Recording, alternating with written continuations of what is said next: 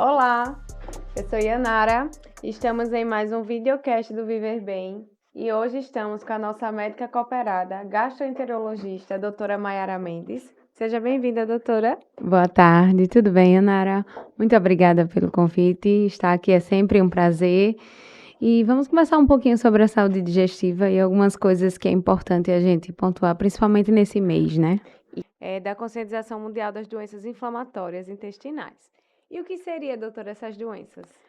As doenças inflamatórias intestinais são doenças crônicas que acometem o intestino. A gente representa, esse grupo de doenças são principalmente representados pela doença de Crohn e pela retocolite ulcerativa. Então, são doenças crônicas que causam uma inflamação significativa no intestino. Existem algumas diferenças pontuais entre elas, mas de um modo geral é um processo inflamatório crônico, que não existe um fator único que cause essas doenças. É uma doença que tem uma característica multifatorial. A genética importa, fatores ambientais importam, características que pertencem ao próprio paciente importam na definição dessas doenças. E aí, a partir desse processo inflamatório crônico, é que surgem vários sintomas e determina o surgimento dessa doença crônica que precisa de atenção muito especial. É verdade. Doutora, a senhora falou que não tem um ponto específico para o desenvolvimento das doenças. Ela seria também uma questão autoimune? Então, as doenças autoimunes, elas são doenças que têm uma ativação específica pela imunidade. Por exemplo, a doença celíaca é assim, existem tipos de diabetes que são assim, mas as doenças inflamatórias intestinais a gente não caracteriza especificamente como uma doença autoimune, porque não é a imunidade o único fator desencadeante. Então, a imunidade pode ter uma influência sim, mas os fatores genéticos e os fatores ambientais também influenciam no desenvolvimento da doença. É importante lembrar, né, que as pessoas até associam de ser uma doença autoimune. Isso. E as doenças inflamatórias intestinais, né, são, no caso, a doença de Crohn, a retocolite que a senhora falou. E qual seria a diferença entre elas? A maior diferença entre elas? Exato. Com relação à sintomatologia, é muito difícil a gente conseguir diferenciar a doença de Crohn da retocolite ulcerativa, porque como ambas acometem de forma inflamatória o intestino, os sintomas são muito semelhantes. Os principais são diarreia, tá? Uma diarreia significativa, uma diarreia importante, duradoura, associada, na maioria das vezes, à presença de produtos patológicos, que são sangue ou muco, que é uma espécie de catarro nas fezes, e distensão e dor abdominal. Então, pelos sintomas, é um pouco difícil diferenciar as duas. Até lembra uma gastroenterite, né? A questão da diarreia. Exatamente. A diferença da gastroenterite é que a gastroenterite normalmente é um acometimento mais agudo, tá? Uma coisa mais pontual, na maioria das vezes de origem infecciosa. Já as doenças inflamatórias intestinais, elas acometem de forma crônica, então o paciente chega relatando esses sintomas aí há meses, há anos. Então, é nessa diferenciação que a gente liga o alerta e passa a pensar muito mais nas doenças inflamatórias intestinais. E quais são as diferenças entre essas duas, tá? De uma forma geral, a retocolite ulcerativa é uma doença inflamatória que se restringe ao intestino grosso e ao reto. Então, ela acomete de forma contínua, iniciando o processo inflamatório pelo reto e subindo pelo intestino grosso, podendo atingir todas as porções do intestino grosso ou apenas algumas porções do intestino grosso. Já a doença de Crohn, ela acomete todo o trato gastrointestinal. Ela pode acometer todo o trato gastrointestinal, desde a boca até o canal anal. Inclusive, uma das complicações associadas à doença de Crohn são as fístulas perianais. Então, todo o trato gastrointestinal pode ser acometido, tá? Então, o intestino delgado, que é uma parte do intestino que é difícil de ser avaliada, porque tem poucos exames acessíveis para avaliar isso, mas pode ser acometido. O canal anal, como eu falei, o trato gastrointestinal alto, estômago. intestino delgado na sua porção proximal. Então, o Crohn, ele pode acometer todas as áreas. Então, basicamente, são essas duas as principais diferenças entre elas. E, a partir daí, alguns sintomas podem ser mais específicos de uma ou de outra, mas, no geral, os sintomas acabam se confundindo muito. É importante trazer isso. Pelo que a senhora trouxe, doutora, a doença de Crohn é um pouco mais complexa, né? Exatamente, inclusive na gravidade. Exatamente, era isso, porque assim, como faz todo gastro, né, intestinal, desde a boca, eu acho que um paciente que vive com Crohn, ele tem que ter um acompanhamento multidisciplinar, além da médica, né, do atendimento médico. Com certeza absoluta.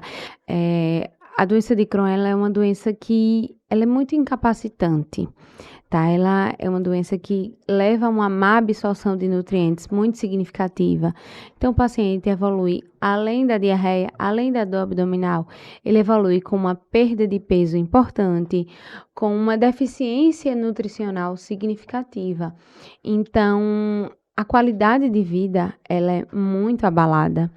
O paciente, quando ele recebe um diagnóstico desse, ele precisa aprender a ressignificar uma vida inteira para poder se adaptar àquele novo diagnóstico, até ser encontrado realmente a medicação assertiva que vai controlar os sintomas e controlar o processo inflamatório.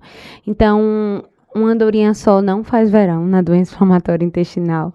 O gastroenterologista sozinho dificilmente vai conduzir adequadamente um caso de doença de Crohn. Então, a gente precisa do acompanhamento com o nutricionista, precisa do acompanhamento psicológico, porque, como eu falei para você, a qualidade de vida, ela é muito comprometida nesses pacientes, e eles precisam aprender a lidar com essa nova realidade de limitações alimentares, limitações do ambiente, porque um paciente que tem doença de Crohn, ele está sempre preocupado se vai ter um banheiro mais perto.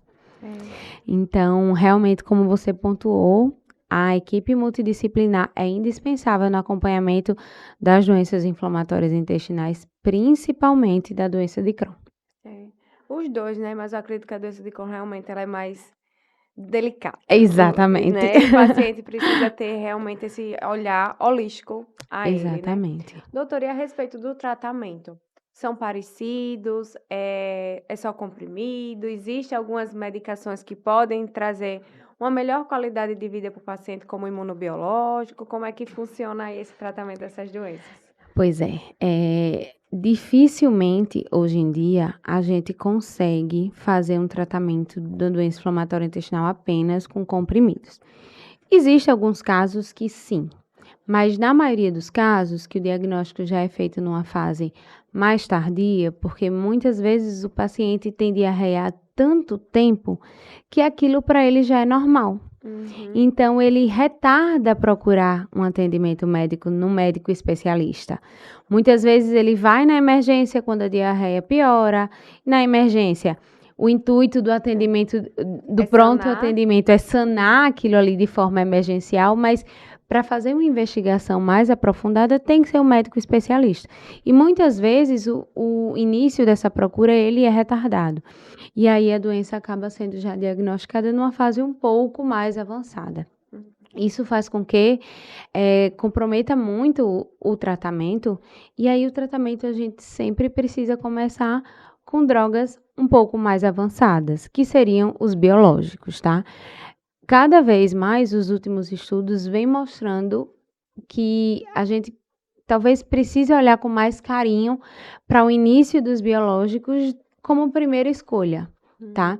Que é o que a gente chama de tratamento top-down, ou seja, a gente começa com o que a gente tem de mais top para controle daquela doença, e quem sabe lá no futuro a gente pode pensar em reduzir o tratamento ou trocar por tratamento medicamentoso apenas oral. Mas é muito difícil essa redução.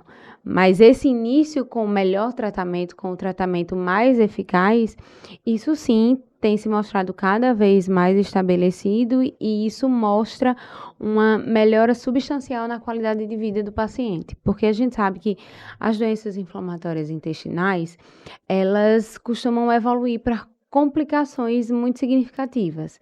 Por exemplo, a doença de Crohn, ela pode ter uma apresentação que ela promove um estreitamento do intestino. Então, a luz do intestino se fecha, a ponto de comprometer a passagem das fezes. E, impreterivelmente, se o paciente com Crohn não tiver adequadamente tratado, ele vai evoluir para esse estágio. E ele vai precisar de cirurgia. Uma bolsa de colostomia. Com uma possível bolsa de colostomia. E aí, os pacientes com Crohn que evoluem para essas complicações são muito mais complicados. Então, o que a gente prega com o tratamento, começando os biológicos já de cara, como primeira escolha, é evitar que essas complicações cheguem, tá? Então, como você falou sobre os biológicos são medicações injetáveis.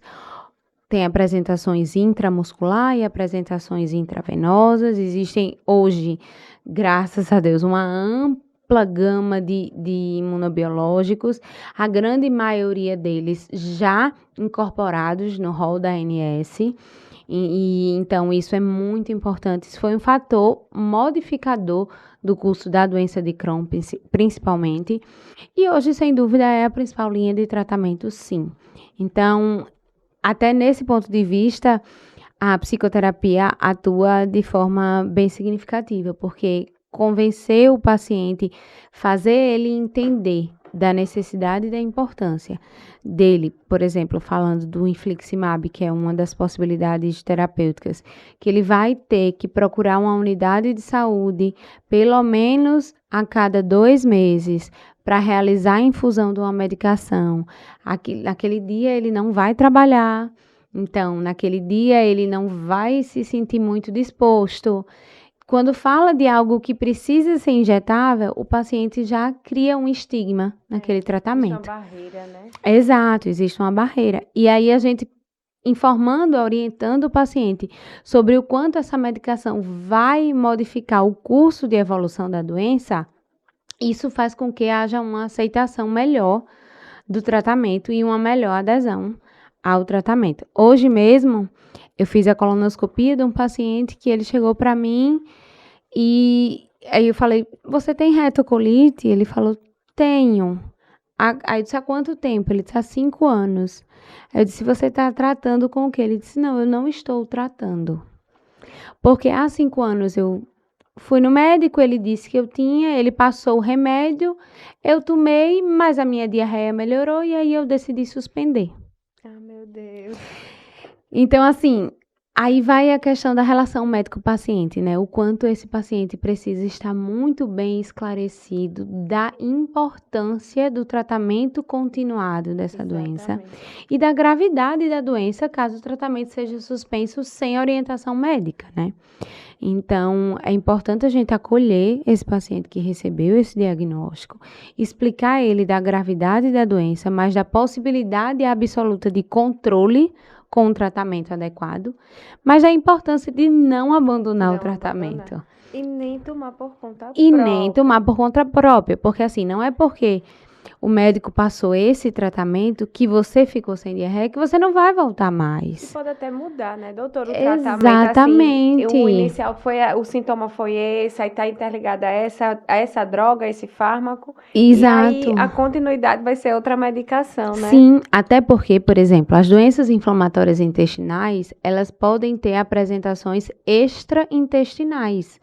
Então, a doença de Crohn, principalmente, pode acometer outros órgãos além do intestino. Pode haver acometimento de articulações, de pele. Então, cada tipo de apresentação demanda um tratamento específico. E no curso da evolução da doença, a doença pode modificar a sua apresentação. E a partir do momento que a apresentação é modificada, o tratamento também merece ser ajustado.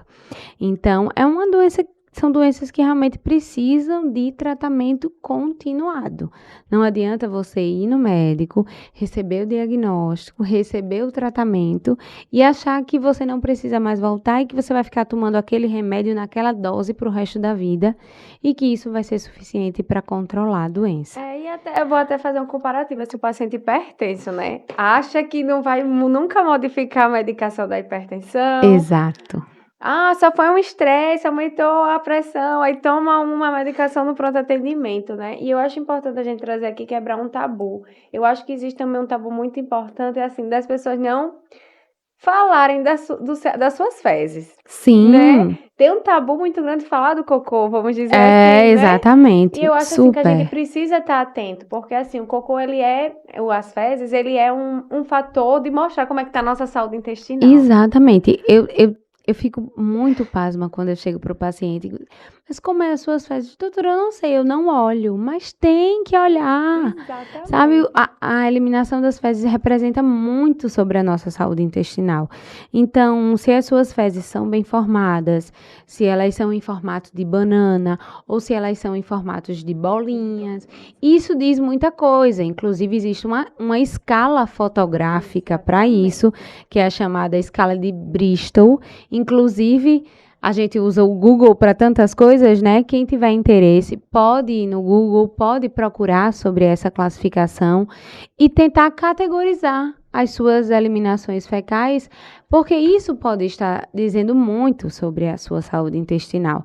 Então, observem sempre, principalmente se além de fezes, está sendo eliminado mais alguma coisa, mais algum produto patológico aí, sangue ou muco, principalmente. E lembrar, assim, né, que assim, a questão das doenças inflamatórias intestinais, né, não é uma doença aguda, vamos dizer assim, eu tô com uma virose que evoluiu para uma diarreia.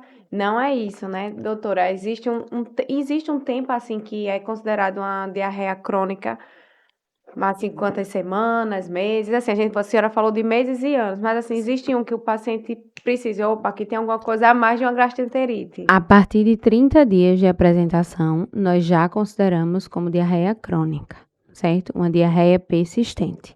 E isso já precisa de investigação especial. Existem várias causas para diarreia crônica, não apenas as doenças inflamatórias intestinais, mas, por exemplo, a doença celíaca, que é uma doença autoimune associada ao glúten, as intolerâncias alimentares, intolerância à lactose,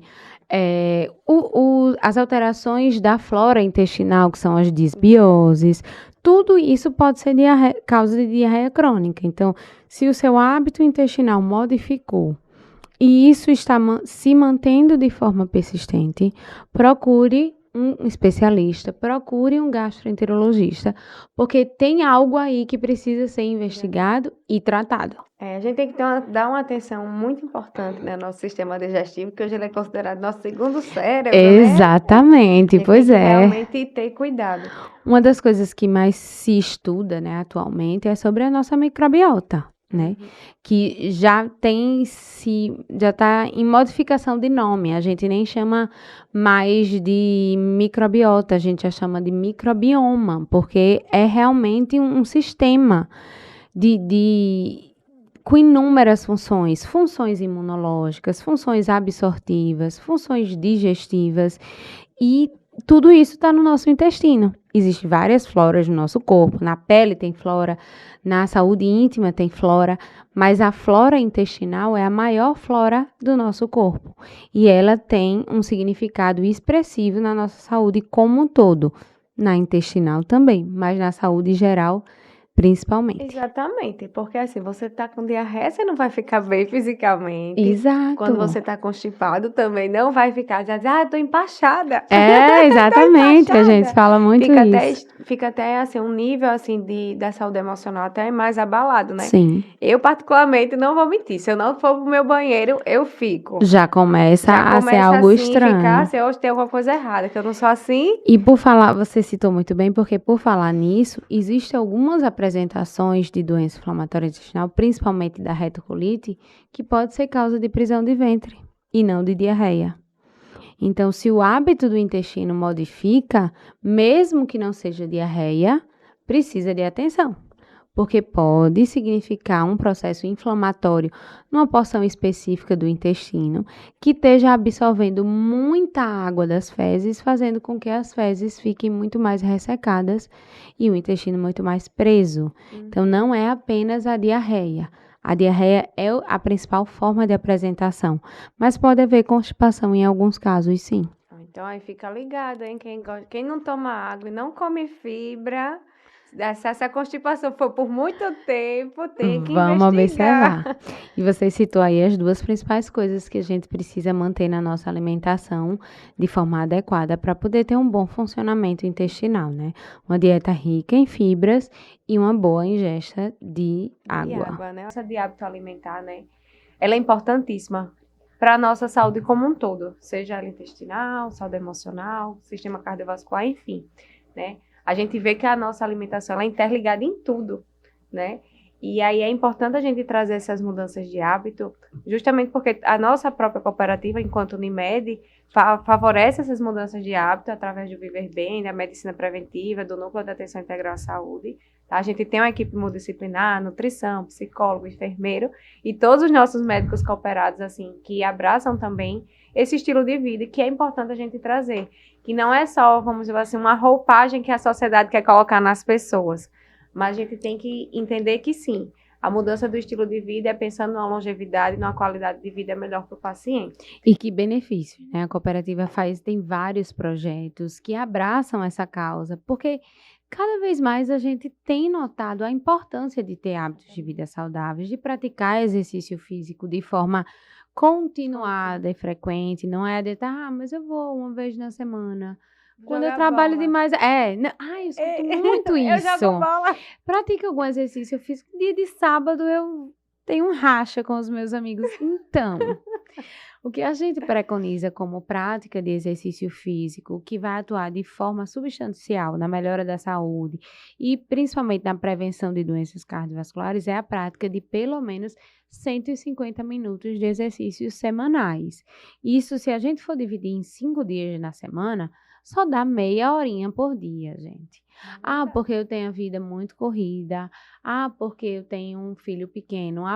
Porque... Sim, todos nós temos porquês. Todos nós sempre vamos ter. A menos aquelas pessoas que já nasceram em berços de ouro, podem até se dar o luxo de ter qualquer horário do dia vago para praticar exercício físico. Mas quem trabalha de um modo geral, seja qual for a profissão, vai precisar de um sacrifício para poder encaixar o exercício físico e uma alimentação saudável na rotina. Porque uma alimentação saudável requer, na maioria das vezes, uma preparação em casa. Uma organização, que não é fácil. Muitas vezes você tem que perder a tarde do seu domingo para programar a alimentação da semana. Mas aquilo que você acha que está sendo uma perda de tempo, está sendo um ganho de saúde e de longevidade. Então, não é por aí. Sabe? Vamos colocar esses novos hábitos como uma rotina, como uma coisa que tem que ser. Eu escuto algumas pessoas dizerem assim, mas eu não gosto de ir para academia. Eu digo, sim, mas eu também não gosto. Eu não gosto de tantas coisas, mas a vida adulta é sobre isso, é sobre a gente não faz só o que quer. Entendeu?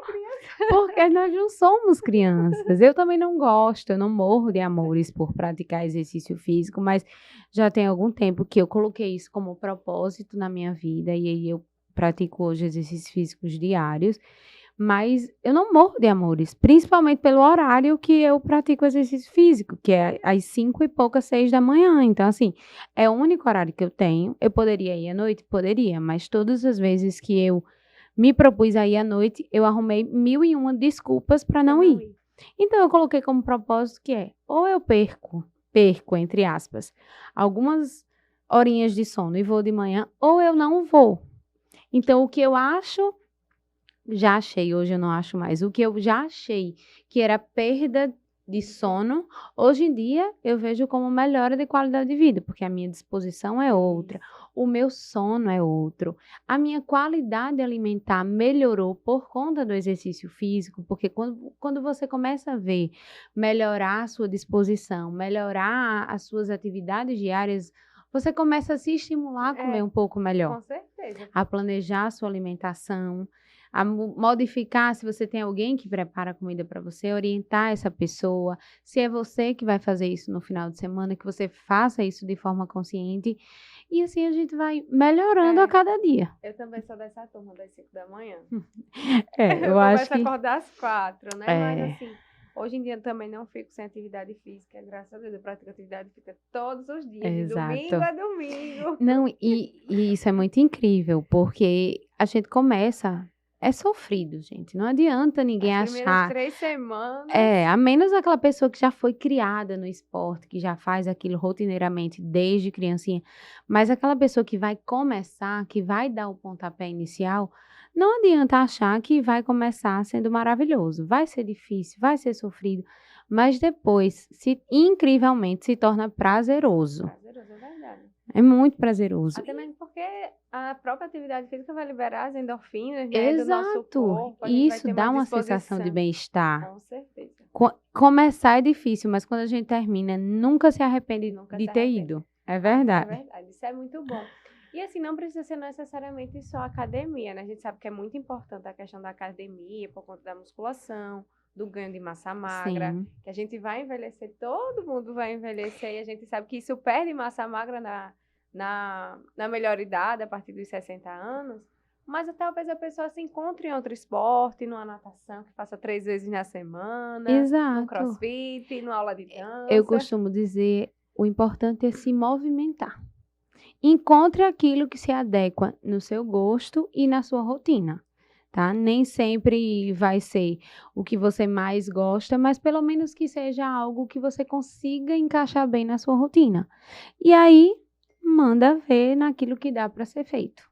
Nem sempre que vai dar certo, nem sempre vai ser academia, como você falou.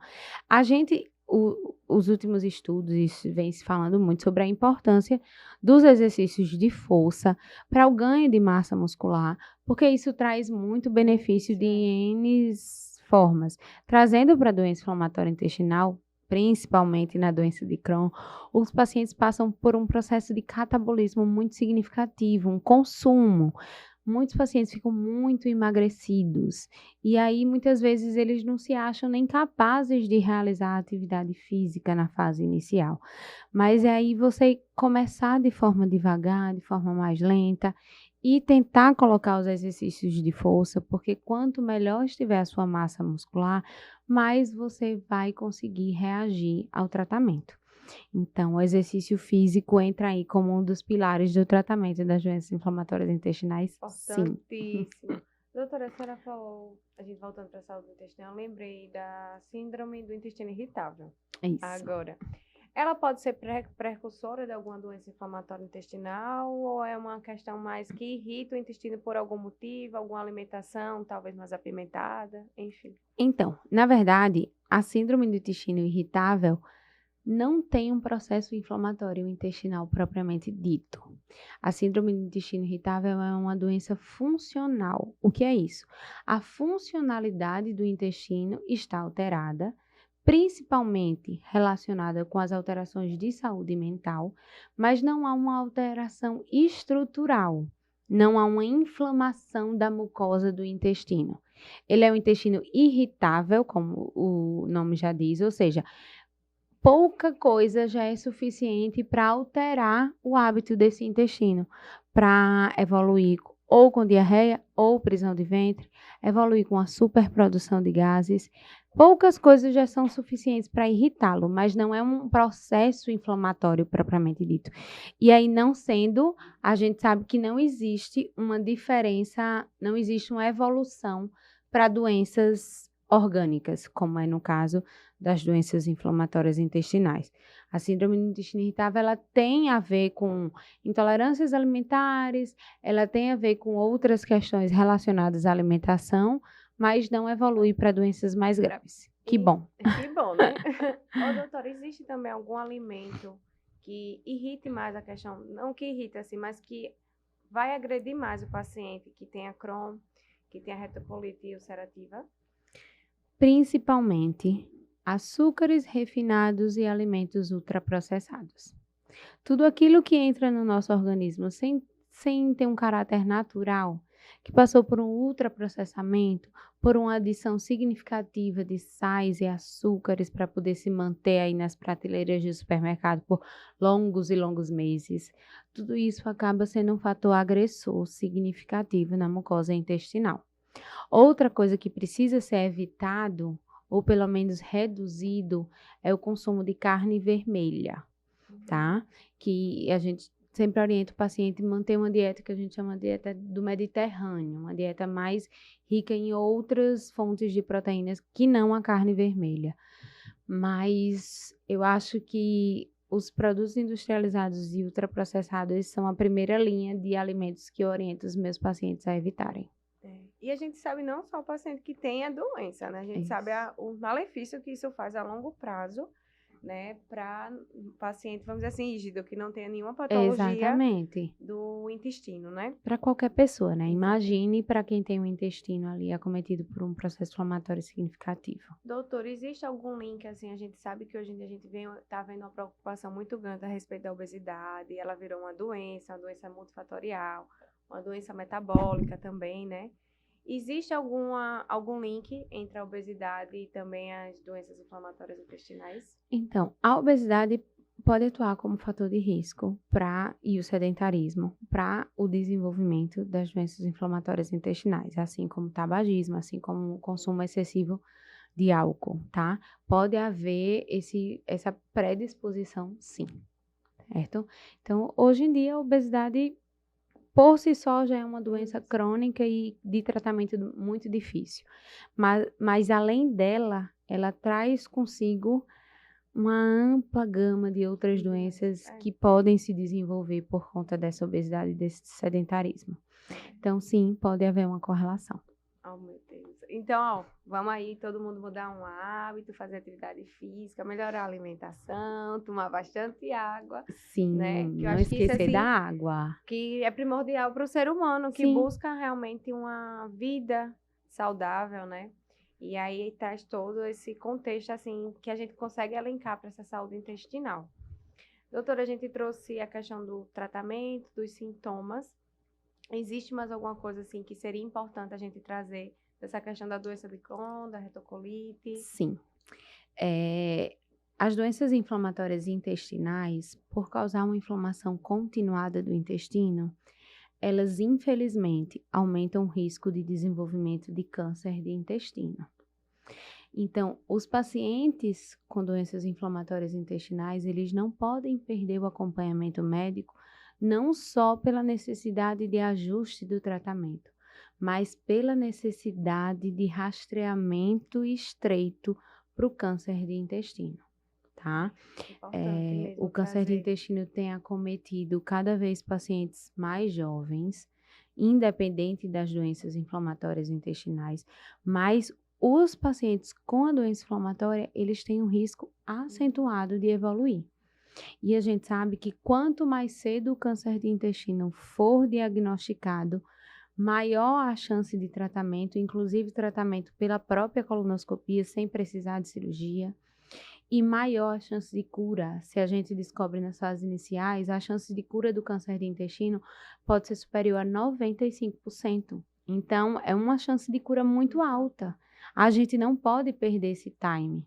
Então, os pacientes com doença inflamatória intestinal, principalmente aqueles com mais de 8 anos de diagnóstico, precisam ser submetidos à colonoscopia todos os anos para rastreamento do câncer de intestino. Ainda que você esteja em remissão há vários anos. Eu estou sem inflamação, sem diarreia, sem sintoma há vários anos. Não importa. Você tem uma doença crônica que precisa de acompanhamento e que, infelizmente, aumenta o risco de desenvolvimento do câncer intestinal. Um ponto importantíssimo, doutora, a senhora trouxe, porque assim, as pessoas acham que quando tomam medicação, até se adaptam a tomar, acham que não tem mais a doença. Exato. Né? Eles esquecem que realmente isso é um ponto muito importante. Inclusive, eu estava vendo recentemente que a América Latina, o segundo câncer que está mais acometendo as mulheres é o de colo intestinal. Exatamente. Né? É o segundo mais comum. Da América Latina, Isso, né? nas mulheres. perdendo apenas para o câncer de mama, e o segundo mais comum nos homens, perdendo apenas para o de próstata. Então, para a população geral, já é um câncer de prevalência muito alta. E para as pessoas... Jovem, né? E pacientes jovens, a gente tem, cada vez mais tem se reduzido aí os guidelines mostrando a idade que a gente precisa iniciar o rastreamento, que para quem ainda não sabe, todos nós, a partir dos 45 anos, homens e mulheres com doenças ou sem doenças, precisamos fazer colonoscopia de rastreio. E se você tem casos de câncer de intestino na família, esse início é individualizado, pode ocorrer aos 40 anos ou pode ocorrer ainda mais cedo, dependendo da idade que seu parente teve o câncer de intestino. Então, lembrar da importância, lembrar dessa prevalência alta, como você mesma citou, e da importância de rastreamento para a gente objetivar aí uma cura no caso de diagnóstico. Doutor, os pólipos, que às vezes aparecem na questão da colonoscopia, né? São os principais vilões aí no desenvolvimento. Para você trazer um pouquinho aí, desmistificar também, existe, Sim. ele é muito vilão, mas assim, talvez os pólipos sejam ele é importantíssimos. um vilão bonzinho. Por que ele é um vilão bonzinho? Os pólipos são as lesões precursoras do câncer. São aquelas lesões que elas surgem e que, se não forem abordadas, vai evoluir muito provavelmente para o surgimento de um câncer. Mas que bom que eles surjam, porque eles surgindo, a gente pode retirar e resolver. E é esse exatamente o intuito da colonoscopia de rastreio. Detectar os pólipos enquanto ainda são pólipos, enquanto ainda são lesões pré-malignas, para que sejam retiradas, tratadas, resolvidas, e a partir dessa retirada, a gente determina o segmento com colonoscopia. Mas eles são os vilões porque a gente sabe que podem evoluir para o câncer. Mas são bonzinhos porque pelo menos nos sinaliza assim, ó, precisa de abordagem, precisa ser retirado e precisa de atenção especial para o surgimento. Caso haja o surgimento de novos pólipos, a gente consiga abordar e retirá-los. E ele existe uma prática que eles podem ficar aparecendo e não desenvolver o câncer, doutora, também? Depende do tipo de pólipo. É que existem vários tipos de pólipos. Uhum. Existem pólipos que não têm risco de evoluir para o câncer. Por exemplo, os pólipos hiperplásicos, que a gente chama. Mas os pólipos adenomatosos, os pólipos que têm ali um pezinho na evolução para o adenocarcinoma, que é o principal tipo de câncer do intestino, esses precisam sempre ser abordados. E a gente sabe que aquele paciente que já teve pólipo, ele tem uma maior predisposição a ter novos pólipos, tá? Então, a frequência com que o paciente que teve pólipo vai realizar a próxima colonoscopia depende das características daquele pólipo, do tamanho, da localização, da quantidade de pólipos.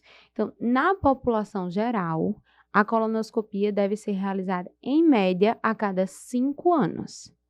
5 ou um pouquinho mais em alguns casos. Mas 5 anos eu acho que é um bom período para a população geral. Para quem fez uma colonoscopia e deu tudo normal. A sua próxima colonoscopia vai ser daqui a 5 anos. Se a sua colonoscopia deu pólipo, aí o seu médico vai definir a periodicidade, quando vai ser a sua próxima colonoscopia, a partir das características daquele pólipo. Isso aí mostra realmente a diferença, né? Do rastreio para o diagnóstico precoce. Exatamente, para a gente entender bem isso. Porque já mostra. Doutor, os pólipos podem trazer algum tipo de sintoma? Alguma coisa que Na maioria das vezes, não.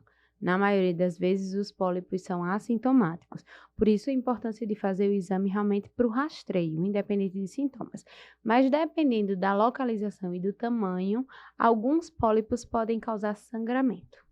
E aí já abre o alerta, que já é um sinal de alerta, exatamente. Esse inflamatório intestinal, né? Isso mesmo. Por isso que também é muito importante, né, doutora, fazer o exame de sangue oculto nas fezes? Isso. O exame de sangue oculto nas fezes, em alguns países, ele é a primeira linha do rastreamento do câncer de intestino.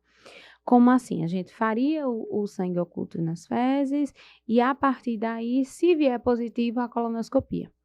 Para a nossa realidade, a gente acaba não preconizando muito isso. Por quê? Existem algumas especificações, tanto em relação à técnica que é utilizada no teste, quanto a um preparo para o teste. Então, é ideal que você fique alguns dias numa alimentação mais saudável, sem consumir carnes vermelhas, para poder fazer o teste. E a técnica que é utilizada na análise desse teste tem que ser uma técnica de alta sensibilidade. E nem sempre é assim. Muitas vezes o médico só coloca pesquisa de sangue oculto nas fezes. E aí o laboratório usa técnicas muito mais simples. E aí a sensibilidade e a especificidade do teste acaba ficando comprometida.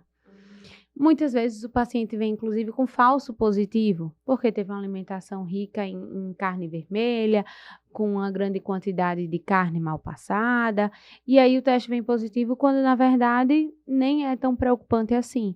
Ou pode acontecer o contrário, haver resquícios de sangue, mas não foi detectado, porque a técnica utilizada pelo laboratório não é uma técnica de tanta sensibilidade. E aí acaba se perdendo um diagnóstico de positividade. Então, por conta disso, por conta de ter tantos pormenores associados ao sangue oculto nas fezes, a gente acaba preconizando que a colonoscopia seja feita como o método principal de rastreamento do câncer de intestino. Eu acho que nem só esses pormenores de laboratório, doutora. Como a gente existe um tabu com as fezes, até para o próprio paciente fazer esse exame é bem complicado, né? Sim. Como a gente segue também a questão do núcleo de atenção integração, a gente segue a questão do Ministério, o Ministério ainda ele preconiza essa questão do sangue oculto. Uhum. E aí a gente avaliando os dados que os pacientes que fizeram, o N dos pacientes que fazem, que estão nos critérios de elegibilidade para fazer as campanhas, seja ela qual for, a gente notou que o de sangue oculto nas fezes é o que está, por enquanto, mais baixo no critério de elegibilidade. E eu acredito que talvez seja por isso. Vou botar meu cocô num potinho, né? Existe também esses pormenores intrínsecos do ser humano, né? Sim. Que realmente existe também esse tabu de se quebrar, que realmente a gente precisa. Mas aí como a senhora está ampliando aí essa gama, de trazer assim, a importância da colonoscopia a partir dos 45 anos, né? Eu até reforço. E graças a Deus a colonoscopia tem se desestigmatizado, entendeu? As pessoas têm entendido mais que é um exame tranquilo, que é um exame seguro, que é um exame indolor, principalmente. Não dói, gente, não dói, não sangra, não, nada disso. É um exame que é feito sob sedação, o paciente dorme, o intestino grosso é totalmente percorrido por um aparelho com uma câmera, na maioria das vezes de alta resolução. Por isso, inclusive, procure um médico e uma clínica especializada para que você seja submetido ao exame com um médico que tenha uma boa expertise para aquilo e com aparelhos de alta resolução. E isso é feito com o paciente dormindo, sem sentir dor, sem sentir desconforto algum. As grandes questões da colonoscopia ainda estão no preparo do intestino, porque realmente, para eu visualizar bem o intestino, ele precisa estar limpo. Limpo de quê? Limpo de fezes. Não pode ter resíduo fecal no intestino. E para limpar o intestino de forma adequada, obviamente é necessário tomar alguns laxativos no preparo do exame. Mas não é nada de outro mundo. É um pouco desconfortável, mas se o paciente seguir a alimentação adequadamente e principalmente se hidratar muito nas 48 horas que precedem o exame, vai tirar de letra. E o exame, esse em si que é tranquilo mesmo, porque... Mas já adiantou, já pedi para você quebrar esse tabu da colonoscopia. Ótimo. Existe medo, existe tabus, né, em relação a isso. Mas aí a doutora explicou agora a tranquilidade que é para fazer. Sim, muito tranquilo. Até se assemelha assim, de fazer endoscopia, né, do dormir. Exatamente. Para o momento do exame, para quem já fez endoscopia, talvez, dependendo de onde você fez endoscopia, a endoscopia tenha sido feita mais traumatizante um pouco do que seria a colonoscopia, porque algumas clínicas menores acabam usando uma sedação muito leve para endoscopia. Alguns pacientes sentem um pouco de desconforto durante a endoscopia. E na colonoscopia não dá para ter isso. O paciente vai ter uma sedação adequada, vai dormir e não vai sentir desconforto. Então, vamos quebrar esse tabu, vamos normalizar e reforçar a importância da colonoscopia de rastreio a partir dos 45 anos. Olha aí que importante. Vocês têm 45 anos, busquem o médico, né? Exatamente. Para fazer essa investigação, no caso, né, de rastreamento. Perfeito. E para finalizar, doutora, sobre as doenças inflamatórias intestinais, o que é que você quer deixar aqui para o nosso público beneficiário e população que está assistindo a gente nesse momento, com tantas informações enriquecedoras sobre o tema, né? Acredito que foi muito bem reforçado, mas o que é que você quer deixar ainda de mais especial sobre esse tema para eles? Eu queria finalizar acolhendo os pacientes que já têm esse diagnóstico, tá? Trazer eles para um lugar de acolhimento realmente e de possibilidade de uma boa qualidade de vida. Dá para viver bem tendo doença inflamatória intestinal, tá? Eu acho que essa é a frase que a gente deve usar para finalizar o nosso momento. Dá para viver bem tendo doença inflamatória intestinal. Para isso, a gente precisa ajustar os hábitos de vida e ajustar o tratamento de acordo com a apresentação clínica de cada paciente. Então, é isso. Dá para viver bem tendo doença inflamatória intestinal.